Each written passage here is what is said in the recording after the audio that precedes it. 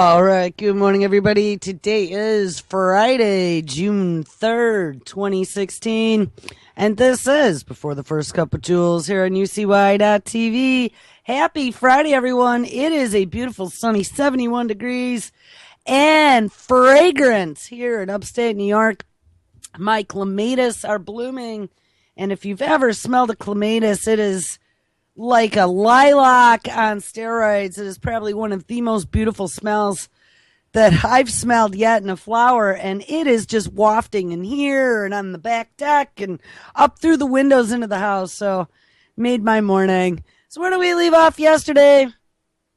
We titled the show $900 to eat GMO, Bill Gates banana, and edible food vaccines.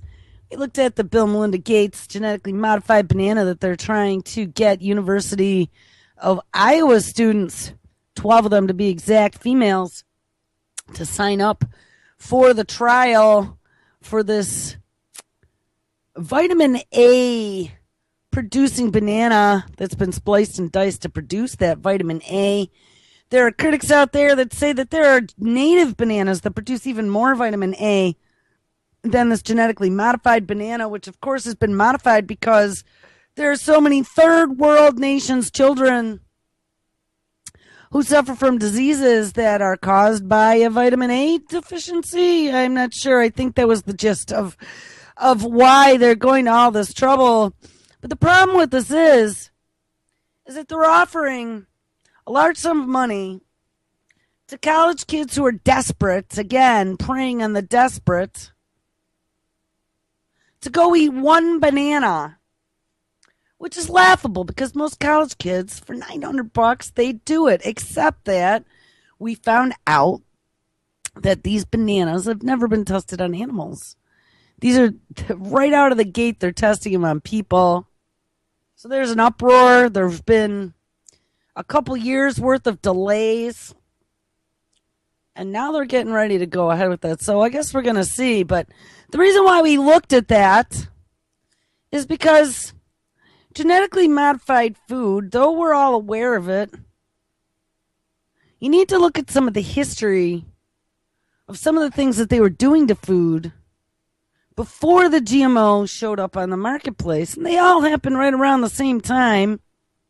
They're all being experimented on during the 80s and the 90s.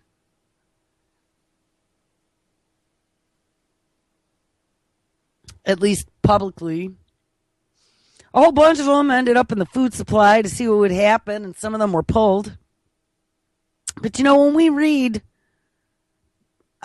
studies now, time and time again, we see it say, well, you know, they got to be safe because you've been eating them for 25 years. Like, surprise, because I bet you most people don't know that.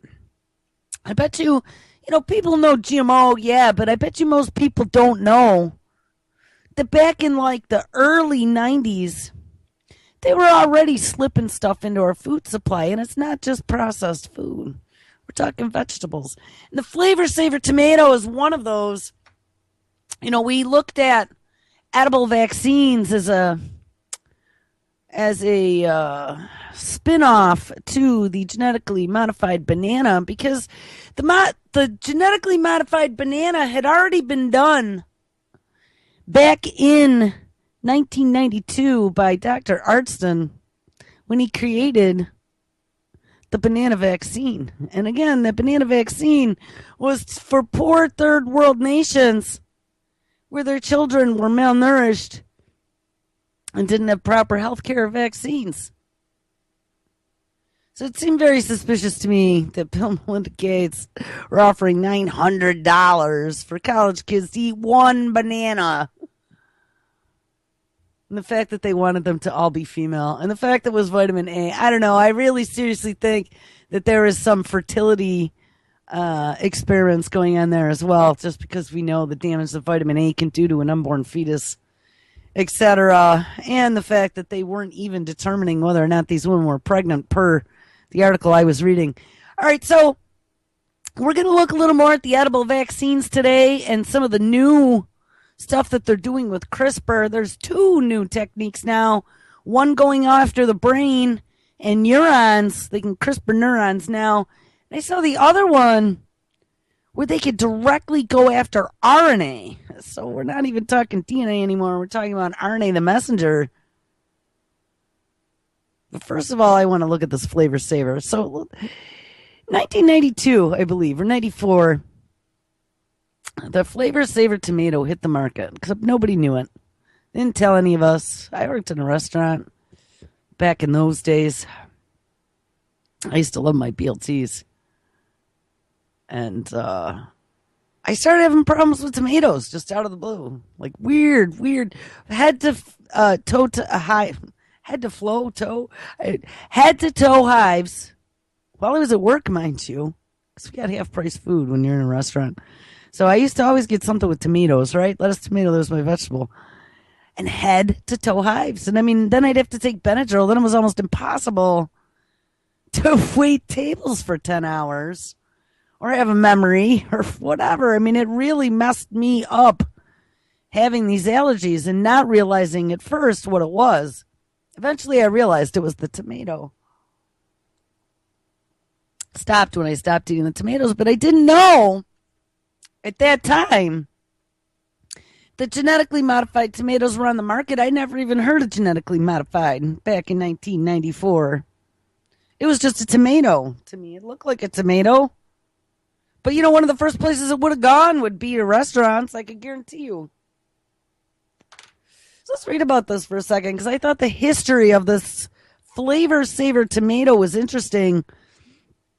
And it makes you wonder if it hasn't been reincarnated.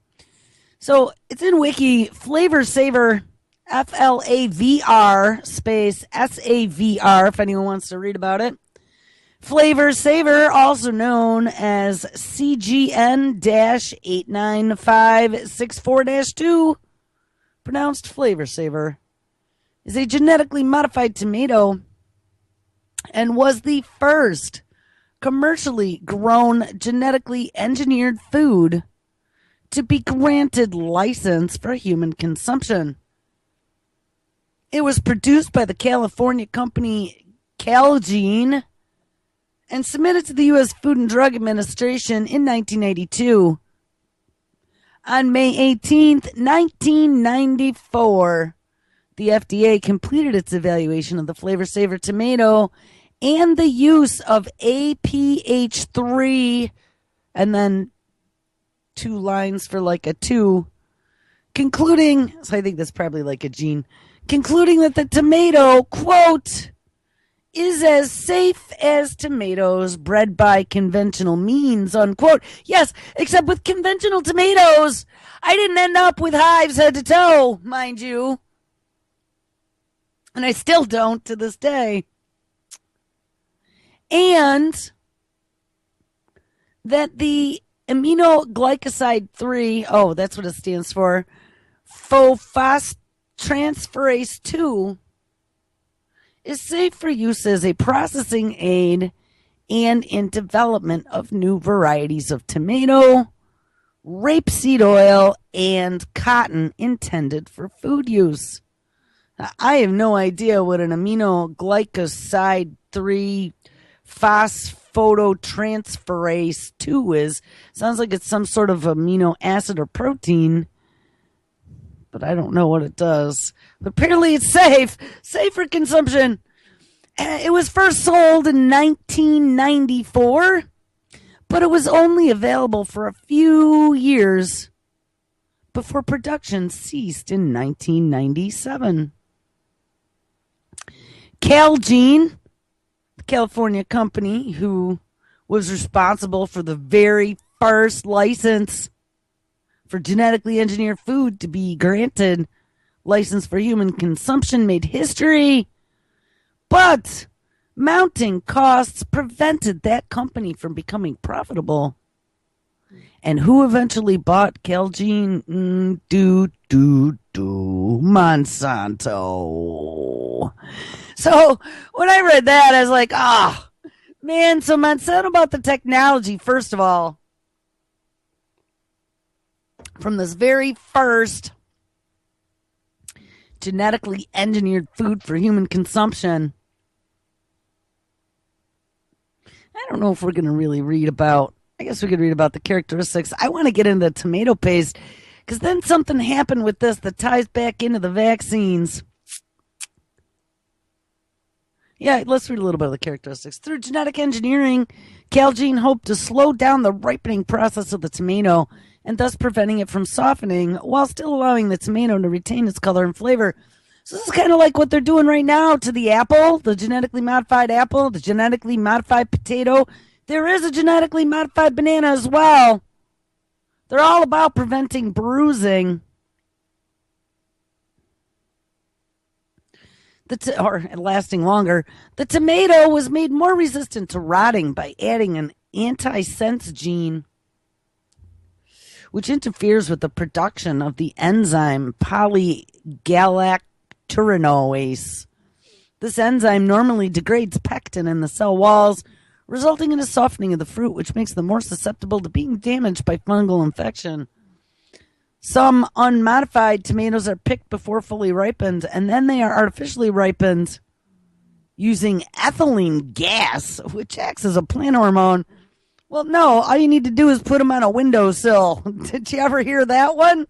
I don't use ethylene gas. If you got to pick them when they're green, or you put them in a paper bag, that works too. Picking the fruit while unripe allows for easier handling and extending shelf life. So flavor saver tomatoes, on the other hand, could be allowed to ripen on the vine without compromising their shelf life. And this intended effect of slowing down the softening of flavor saver would allow vine-ripe fruits to be harvested like green tomatoes without greater damage to the tomato themselves. The flavor saver turned out to be a disappointment to the researchers in that respect, as the anti-sensed PG gene had a positive effect on the shelf life, but not on the fruit's firmness. So the tomatoes still had to be harvested like any other unmodified vine-ripened fruit, like it should be. An improved flavor later achieved through traditional breeding of flavor saver and better tasting varieties would also contribute to the flavor saver selling at a premium price at the supermarket. The FDA stated that the special labeling for these modified tomatoes was not necessary, and that's something that we talked about yesterday, as they've been fighting tooth and nail to keep any and all type of labeling off of our food, whether it be genetically modified or nanotechnology put in our food. You know, we watched a documentary, heard a documentary, short one, quite a number of months back in regards to Australia. And Australia has labeling laws that we don't. The gentleman was actually referring to nanotechnology in food, and apparently in Australia, as he was walking down the aisle in the grocery store, in Australia, it's required to label whether or not there's nanotech in your food. Now, I don't know about now. It was a few years old. And as we're becoming this big global conglomerate of mad scientists, military, industrial, healthcare, cyborg complex, that might change, right? The less informed you are, the less trouble you give them. But at least in the past, it appeared that Australia had laws requiring labeling of foreign substances in their food. Nanotech, GMO. You know, in most countries, they don't allow GMO in their food like they do here. We're just sold already. We are sold to Big Pharma. Big Pharma and Big Agra. All a big part of doing experiments. And we are the free R&D. And with plausible deniability, who's ever going to prove that it was the newfangled stuff that they secretly launched into our food supply or into our air or into our water that caused the problem 25 years from now? Nobody. You'll never be able to prove that.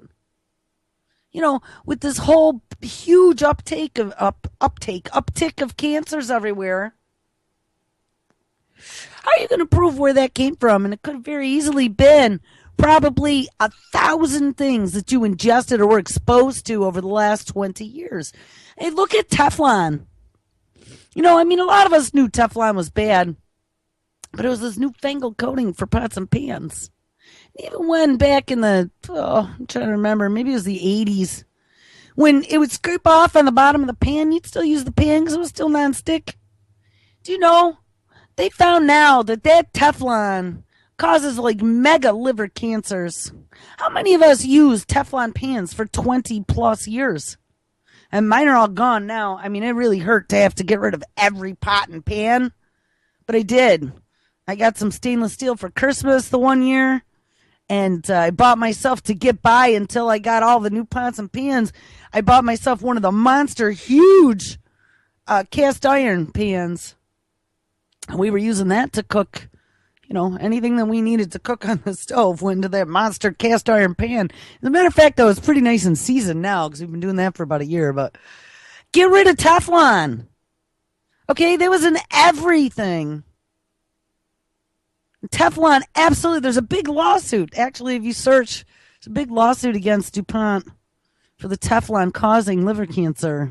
Get rid of it. And why aren't they doing a recall?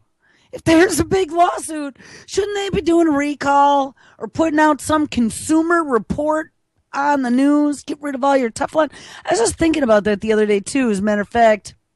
And I don't want to get too off the topic here, but when we were kids, if you're my age, I'm 48 now, so 70s and 80s. Don't you remember, like 60 Minutes?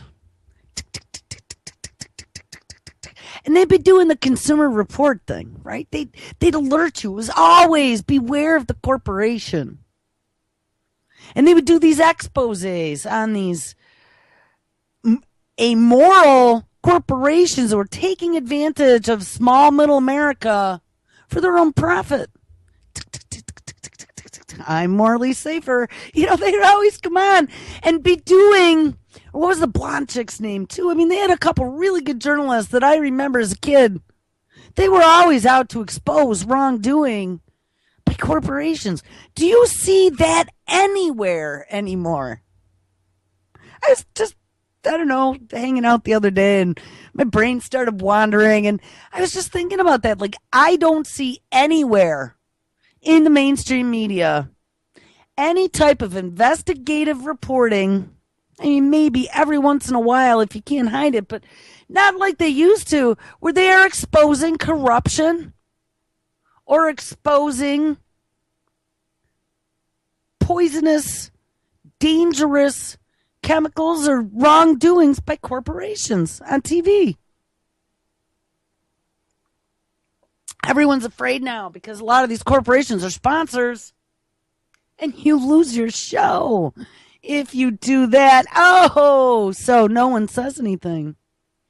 I would really love to be able to get my hands on some of these mainstream reporters who, are doing it for a paycheck, but have some real ethical issues with it. And let's start some sort of, anonymous program. I guess they could even do it on their own. Start writing anonymously and uncovering things. But, that's too difficult. It's too difficult because they probably all have cushy lives. And it's too difficult to put yourself on the line when you could just collect your paycheck and it's going to hurt somebody else.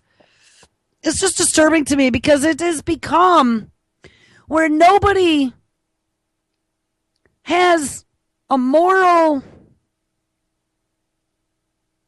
What's the word I'm looking for? There isn't like this moral requirement anymore for if you see something that is being done wrong, you see a wrongdoing, and I'm not talking about see something, say something, man at Napolitano, narc on your neighbor. I'm talking about you see morally, ethically something very wrong. You see some guy punching a chick in the face in a parking lot. I don't give a shit what she did. You have a moral responsibility to get in that asshole's face, call the cops, and stop that woman from having the shit beaten out of her. That's called a moral responsibility. If you see some mentally diseased teenagers torturing an animal in a field, you have a moral obligation to go over there and kick those little piss pots in the ass and save that animal. I just saw something the other day about some woman getting raped on the subway and nobody did anything. Are you kidding me? What kind of a world is this that you could sit there and look the other way?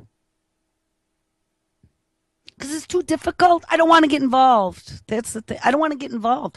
Well, you know what? You touch it, you own it. I don't want to get involved either. And honestly, I don't have another second in my day to get involved in anything. But there's a moral responsibility to do something when you see something that is absolutely wrong. And one of the things that are absolutely wrong is the utter and rampant corruption all throughout the corporate America, the global corporate infrastructure, and all the governments. Yet again, I don't want to get involved. I'm going to stay in my own little happy world, and we're just going to let it go. And, maybe I'll whisper something to my friends, but that's as far as I'll go because I don't want to get involved. Big Brother's watching us now, and if I say something in public, especially if it gets on the internet, and my boss sees it, I'm going to get fired. I just saw somebody, and it wasn't something very nice. Somebody had some racial tirade on Facebook, and they worked for, I had it. It's gone now. One of the banks, Bank of America, I believe. And she got fired. And she probably should have gotten fired, especially if you're customer service and you're insulting people based on race, religion, creed, or color. But on the other hand, what kind of a world is it that by just from making a stupid comment, that, maybe it was a hurtful comment, but sticks and stones, they might do some emotional damage, but you're not torturing people. I don't know. It just really bothers me that in this day and age, people are so petrified to open their mouth to say anything, to stand up for rights, to point out the wrongs. People born in January tend to be humanitarians.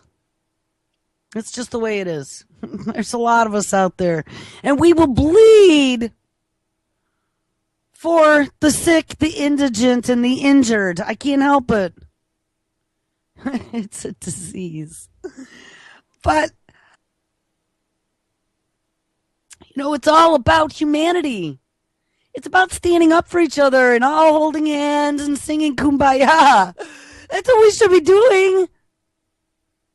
I was digging in deep, and I am going to get right back to Flavor Saver here in a second because this is going to take us way off on a tangent, but I was digging in deep yesterday into a conference PDF. It was a PowerPoint, actually, that someone had converted into a PDF of all the slides that they had given at this genetic conference and some of the different interactions between proteins and different parts of the body. And I'm trying to remember. It's escaping me now. But there was something that was very common in our environment and in our food that was having a direct effect on the chemicals in the brain that make you social. And it was along the lines, we were looking at the fecal transplants and the personality transplants experiments that they were doing in mice and how your gut bacteria can automatically influence your brain. They can take a mouse that's not so outgoing and transplant the fecal bacteria from a mouse that's more outgoing, and bang, the mouse changes personality. Well, there was something that I was looking at yesterday, some chemical. I'll have to look. I know it's open in one of these tabs here. I still have yesterday's research open over there. But there was some chemical that's been prevalent in our food here for the last 20 or 30 years that causes the chemicals in the brain that make and in the gut bacteria that make us loners, not outgoing. And I was just thinking about how today's generations aren't very social at all. The kids don't go outside anymore, play. The kids are sitting on their video games, playing single person, maybe online, but no conversation, or on their mobile devices. And we blame this on societal change and being raised with the video games, but it might be even deeper than that. I definitely saw evidence. I don't know. I have a text document here too where I was cutting and pasting some of my research, but I found evidence yesterday chemically as to what could be causing the complete lack of sociability in populations right now. That's why nobody wants anything to do with anybody. And you know how freaking convenient is that for the powers that be? If you just kind of manipulate the food system so they express chemicals that they already knew interact on the brain and the gut to make you less social, how beneficial would that be to them to keep us from getting together and doing something about the corruption? Very, very, very evil tangled web we weave. So this is why this is so important to understand what they've done to our food, what they've experimented with on our food, and now what they are doing to our food. Mass inoculations coming through our food. And, you know, today it might be cholera or TB. Tomorrow it's going to be pharmaceuticals, and I found a bunch of stories about that as well. All right, so speaking about pharmaceuticals in our food, so this Flavor Saver tomato was released in 1994, only lasted until 1997 on the market, and it wasn't profitable, they said. And so they stopped producing it, and Monsanto acquired the company that produced it. The FDA stated that special labeling for these modified tomatoes was not necessary because they have the essential characteristics of non-modified tomatoes, and pretty much that was the rubber stamp that continued after that. Really, I don't think that there is much of any additional testing that needs to be done for genetic modification, because a tomato is a tomato, a potato is a potato, an apple is an apple. It doesn't matter. Specifically, there was no evidence for health risks, and the nutritional content was unchanged. And the failure of the Flavor Saver was only attributed to Calgene's inexperience in the business of growing and shipping tomatoes. Oh, is that why it failed? Not because people were having allergic reactions all over? People are going to their doctors going, man, I got itchies everywhere, and I don't know what seems to happen every time I eat tomatoes. And you know what happens is that your doctor reports that stuff. Right? It's called the free Petri dish. I'm sure that they have monitoring of all kinds of stuff like that, just like the CDC does for flu or whatever else. But they said, our first human experiment didn't work out too well. Well, check this out. So under the next section of this Flavor Saver, there's a third section called tomato paste. In the UK, Zeneca, and if that sounds familiar, it is. That's AstraZeneca. Zeneca produced a tomato paste that used a technology similar to the Flavor Saver. Now, what's odd is that this Flavor Saver technology was to be able to pick tomatoes when they're green so they could, or red, as opposed to being green, but red, but they would still be firm and they would last longer. So why would you need to use that technology for tomato paste, since you're probably using half rotten tomatoes in the tomato paste to begin with? But Zeneca produced a tomato paste that used technology similar to the Flavor Saver. Don Grierson was involved in this research to make the genetically modified tomato, but due to the characteristics of the tomato, it was cheaper to produce than conventional tomato paste, resulting in the product being 20% cheaper. Now, first concern, AstraZeneca is a pharmaceutical company. Why is AstraZeneca concentrating on making tomato paste? It's got to make you wonder about that. Ding, ding, alarm bells. But of course, it's only because they can make a profit, right? Profit 20% cheaper tomato paste. Let's go all out. Between 1996 and 1999, so any of my UK friends out there, maybe you remember this, 1.8 million cans clearly labeled as genetically engineered were sold in Sainsbury's and Safeways.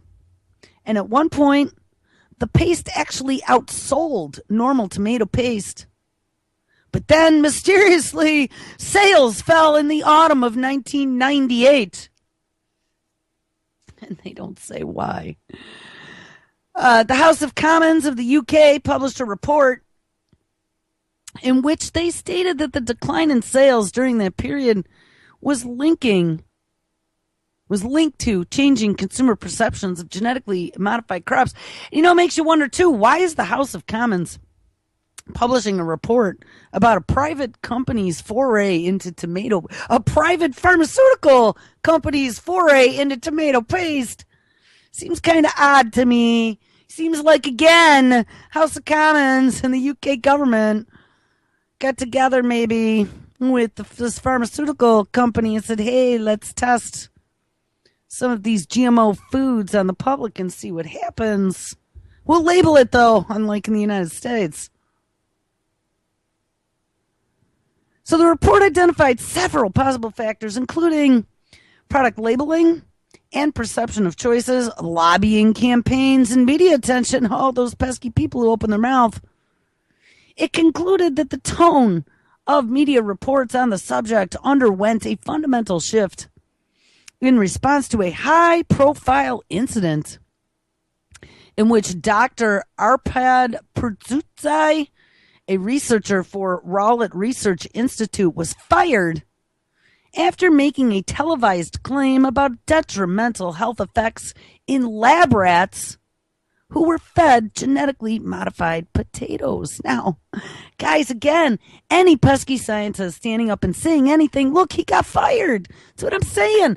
This is why it's been bred out of us to stand up and do anything. You know, people wonder why in Europe, you see all the mass protests going on in Europe everywhere, in South America, yet we're all sitting here fat, dumb, and happy on the couch watching it happen on TV, and nobody does anything here. We've been medicated, dumbed down, made sick, lazy. I bet you anything they've probably even been messing with some of our mitochondria, the energy producers in the cells, to make us not even capable of getting off our asses to do something. But this poor scientist, who all he had to say was, hey, you know what? And again, look at how they attack this guy, because, again, we have another researcher saying that rats ended up with tumors or whatever after eating some of this genetically modified crap. Now, of course, again, in every case like this, subsequent peer review and testimony by Dr. Putzutzi led the House of Science and Technology Select Committee to conclude that his initial claim was, contradicted by his own evidence. And in an intervening period, Salisbury and Safeways both pledged that none of their house brand products would contain genetically modified ingredients. So there you go. That was the end of that. So Safeway and Sainsbury's say that they promise they don't have any more genetically modified tomatoes in their crap. But what I want to know is, AstraZeneca, why was Seneca involved in making tomato paste? And they're a drug company. Well, let's look now to where we ended up yesterday. So we looked at lettuce. Lettuce is a huge one. They made all kinds of vaccines with the lettuce. And then they can dry them out. I saw even that they were doing insulin. So now you can have a swallowable insulin pill. They're working on anthrax and TB. polio, malaria. Of course, Bill and Melinda Gates Foundation money is involved in all of these. And the very last story we looked at was the genetically modified rice vaccine, edible vaccine. Yaki Yoshiyuki was his name at the University of Tokyo. And again, we found out Bill and Melinda Gates are very interested in his technology. He was looking at making treatments against cholera and rotavirus, again, for third world nations to be able to give them rice. And we've discovered in our research that through the mucosal lining of the gut, the small intestines, is primo for absorption of any type of antigen that they want to get into you, right? Gut absorption or intranasally. Vaccines and antibodies for both exist, and this is for that cholera and rotavirus. But remember, it was all about having to refrigerate this stuff, and that's why some of these vaccines go bad, is because they haven't been refrigerated. So this kind of moved this whole plant production of antibodies forward. And we talked about this in the very beginning with the Blue Angel program from DARPA, utilizing tobacco and trying to make this universal flu vaccine back from 2006 that I learned about in that FEMA training. Well, it's gone way beyond that now. This is all part of the same research, though. Being able to modify the plant to produce something, an antibody that then can be used somehow, some way, whether it be in the food itself or to create some sort of external antigen to then be able to inoculate. It says the first phase of these rice vaccines should be completed within 2 years, which are then going to be followed by several years of larger trials in places such as Bangladesh, where cholera is a major public health threat. Remember, Africa and India are two of the favorite places to test some of this new mad science in the way of vaccines. Plant-based drugs, however, are a rarity right now, says senior researcher at the Functional Transgenic Crop Research Unit of Japan's National Institute of Agrobiological Sciences. And to clear the regulatory hurdles to bring a medication to market may be difficult, he said. Yeah, well, they're trying to get rid of that with the 21st Century Cures Act here in the United States. That'll allow them to circumvent any and all FDA regulation to get it direct into the hands of the public who are dying and desperate and are being prevented from being given these life-saving, potentially new 21st century cures. So let's say screw it. We don't have to approve anything. We haven't done that in the past. Let's give them. But you know what? I'll tell you what it does do. By allowing the door to be open and then feeding you something experimental, for you to get that experimental, whatever it is, food or vaccine or treatment or whatever, you have to consent to it. And maybe that's the reason, because then they have the consent. If you want to go along with it, hey, you knew it was experimental. It's just easier for you to get your hands on. Yeah, well, it's easier for them to also now find guinea pigs. Mr. Yuki says, making drugs using plants can drive down the prices dramatically. Yes, we can vaccinate everyone. And because of the price of the drugs can be attributed to factory processing costs that would be bypassed in plant-based medicine, because we're enslaving these plants to make the production of the antibodies. Despite the possible regulatory challenges, Mr. Yuki says the Bill and Melinda Gates Foundation has shown interest in his cholera rice vaccine, and a couple of pharmaceutical companies were also showing interest in developing drugs based on his team's research. He declined to name them, though, citing non-disclosure. Wink, wink. Mr. Yuki said that his team was also considering setting up a life sciences business venture. Oh, might as well. They're all getting into the game. To be called Muco Biotech, to take on his commercial development and marketing roles. His cholera vaccine now costs 1,000 to 2,000 yen, or that's about $10 to $20 US, for a treatment course of 3 doses of about 3 grams each, produced on a trial scale, and it could come down to $1 or $2 a treatment with mass production.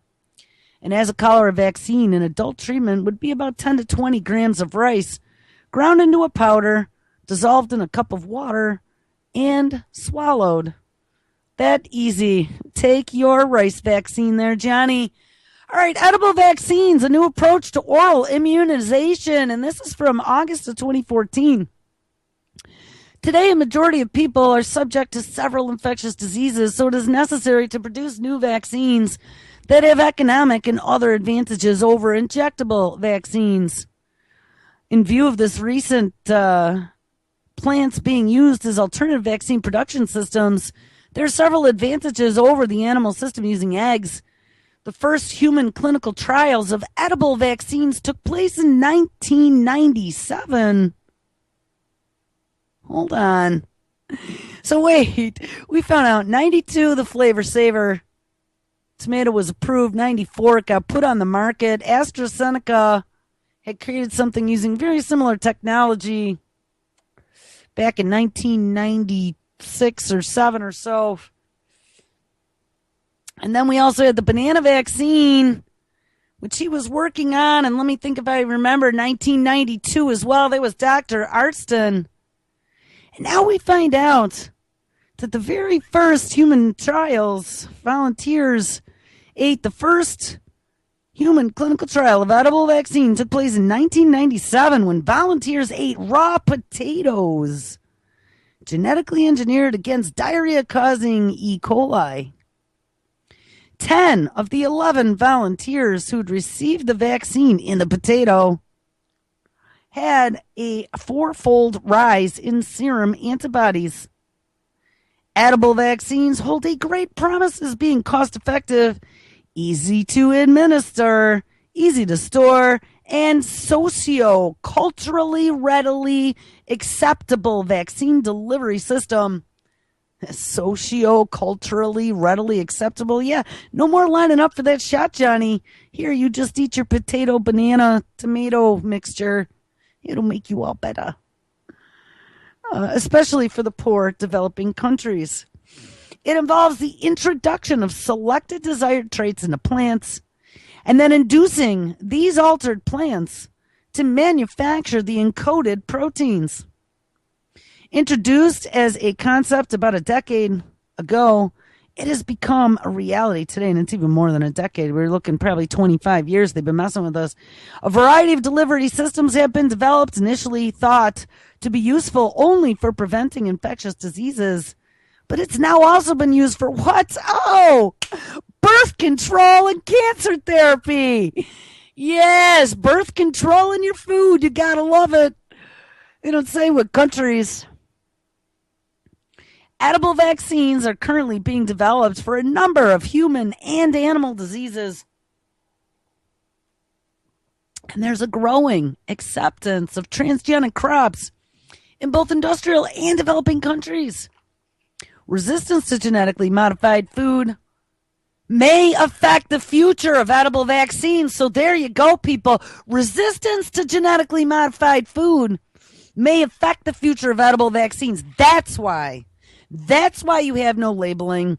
That's why you're a tinfoil hat-wearing lunatic. If you have anything to say about the lack of testing for GMO foods, that's why they just released that report involving, I don't know, we read it, there was like 200 scientists and all these reports over the last 25 years, and they found absolutely no evidence at all of any damage whatsoever between GMO crops, the environment, and humans. So it's safe, shut up and eat it. I mean, look at the profits that would be lost if people were onto this shit. And are they even going to tell us? Because like I said, again, no labeling means they can put whatever the hell they want into your food. They've passed major hurdles in the path of an emerging vaccine technology, and various technical obstacles, regulatory and non-scientific challenges need to be overcome. Yes, those pesky resistant consumers. buy something that says organic on the label. That's the only guarantee. And even that's not a full guarantee. I've seen some fraud with that, but that's at least a partial guarantee that it might be clean food. You want to be 100% guaranteed. You got to grow your own or go to a farmer you trust.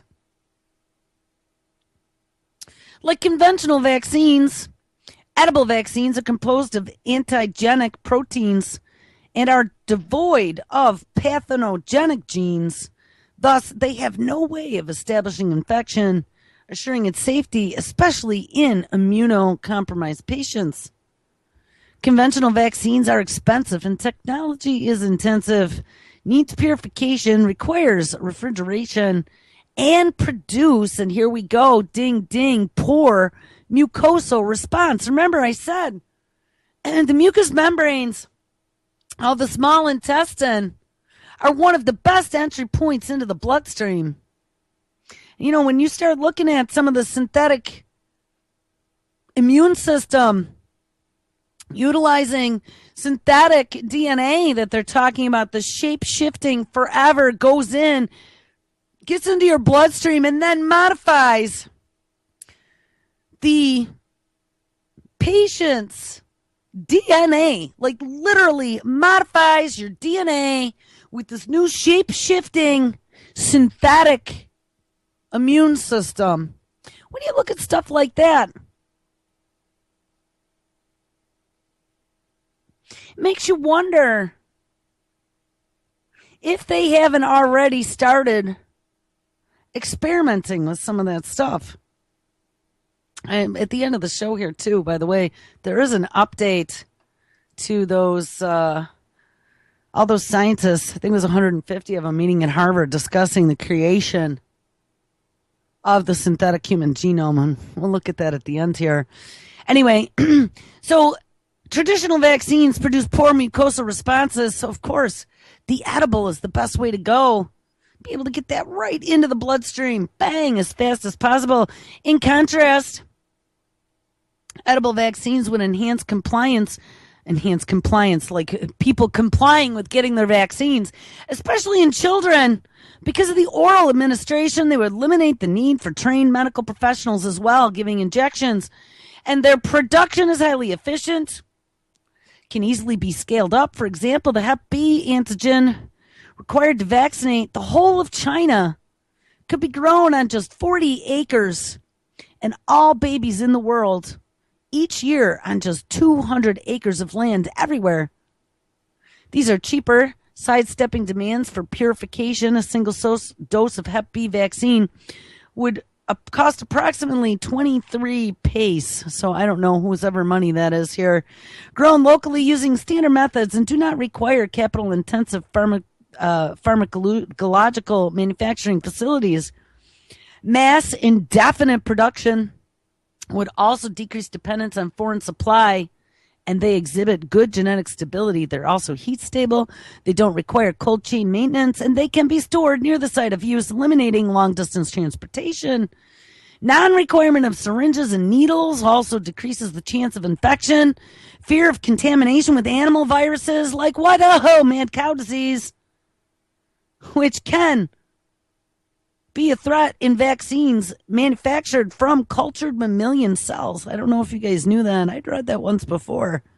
So if you got bovine serum in your kid's vaccine, there's a threat of mad cow disease, according to this technical article. I would say that that's probably a good reason. Next time they try and force vaccinations on you, that's really scary. And like mad cow disease, which of course is a threat in vaccines manufactured from cultured mammalian cells, is eliminated because plant viruses do not affect humans yet. Edible vaccines activate both a mucosal and a systemic immunity as they come in contact with the digestive tract lining. And this dual effect provide first-line defense against pathogens invading through mucosa like the Mycobacterium tuberculosis and agents causing diarrhea, pneumonia, STDs, HIVs, etc. Scientists place high priority on combating the diarrhea agents Norwalk virus, rotavirus, Vibrio cholerae, and enterotoxinogenic E. coli, responsible for about 3 million infant deaths a year, mainly in developing nations. Administration of edible vaccines to the mother might be successful in immunizing the fetus in utero. What? Let's make the mother now eat all of this GMO edible vaccine to immunize the fetus in utero by transplacental transfer of maternal antibodies or the infant through the breast milk. Edible vaccines seroconvert even in the presence of maternal antibodies, thus having the potential role in protecting infants against diseases like Group B streptococcus, respiratory syncytial virus, I have no idea what that is, RSV, etc., which are now under investigation. Yeah, let's go to India and start feeding pregnant women edible vaccines to see what happens. This is just so disturbing to me. Edible vaccines would also be suitable against neglected rare diseases like what? Oh, dengue, of course. And let's add Zika to that. Hookworm, rabies, etc., and they may be integrated with other vaccine approaches. And multiple antigens may also be delivered all at once. Various foods under study are the banana, the potato, the tomato, lettuce, rice, etc., and edible vaccines are currently being developed for a number of human and animal diseases, including measles, cholera, foot and mouth disease, and hepatitis B, C, and E. So, guys, we got apple, potato, tomato, lettuce, and rice, and we've read about all those. And look out, because there's a genetically modified apple, and I haven't seen anything about an apple yet, but it doesn't mean that they're not maybe thinking about it, especially to get it into young children. It says edible plants are very effective as a delivery vehicle for inducing oral immunizations because, and we're going to read some bullet points, and then we're going to move on. Number 1, an adjuvant is not necessary. Number 2, excellent feasibility of oral administration compared to injection, so it works better. Number 3, easy for separation and purification from plant materials. 4, prevention of pathogenic contamination of animal cells, bovine spongiform encephalopathy. Number 5, convenient and safely storing them and transporting. Maintenance. Number 6, maintenance of vaccine activity, controlled temperature and plant cultivation. Blah, blah, blah. Low cost, heat stable, antigen protection. And there's no serious side effects. Edible vaccines hold great potential, especially in third world countries where transportation costs, poor refrigeration, needle use complicate vaccine administration. And as the rest of the world becomes hungry and third world, it'll work well for us too. The National Science Foundation and other government agencies and industry-funded researchers have developed technologies that permit the introduction of a hybrid gene that produces human insulin in potatoes. Oh. For diabetics, insulin-bearing potatoes may help train the body's defenses to stop reacting to insulin as if it were a foreign material. So I guess we'll find out, guys. Edible vaccines coming to a table near you, and maybe not even with your knowledge.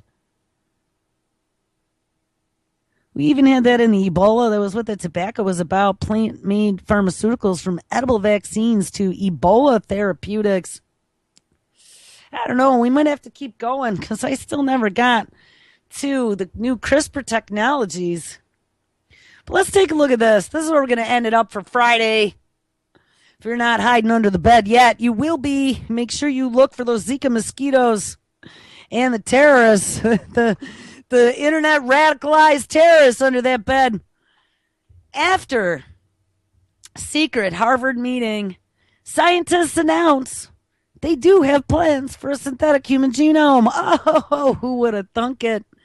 3 weeks ago, 130 scientists, entrepreneurs, and policy leaders held an invitation-only closed-door meeting in Harvard University to discuss an ambitious plan to create a fully synthetic human genome. And now, after a flurry of criticism over the secrecy of the effort, the participants have just published their idea, declaring that they are launching a project to radically reduce the cost of synthesizing genomes, which is a potentially revolutionary development in biotechnology that could enable technicians to grow human organs for transplantation. Oh. This announcement, yes, synthetic organs, 3D printed. This announcement, published Thursday in the journal Science, is the latest sign that biotechnology is going through rapidly advancing but ethically fraught periods, you think? Like the ethics are out a window, people. There are no ethics or morals left anywhere. It's all paved with hubris and mad science. And who gives a shit because you're insignificant in the grand scheme of things? It's all about making money and saving Johnny. Johnny becomes a guinea pig. Scientists have been honing their techniques for manipulating the complex molecules that serve as the code of life on all the planet. And this same issue of the journal Science reports a breakthrough in editing RNA, a molecule that is the close cousin of DNA. And that's what I was saying. That's the brand new CRISPR technology that just was released as well. The promoters of the synthetic genome envision a project that would eventually be on the same scale as the Human Genome Project of the 1990s, which led to the first sequencing of humans.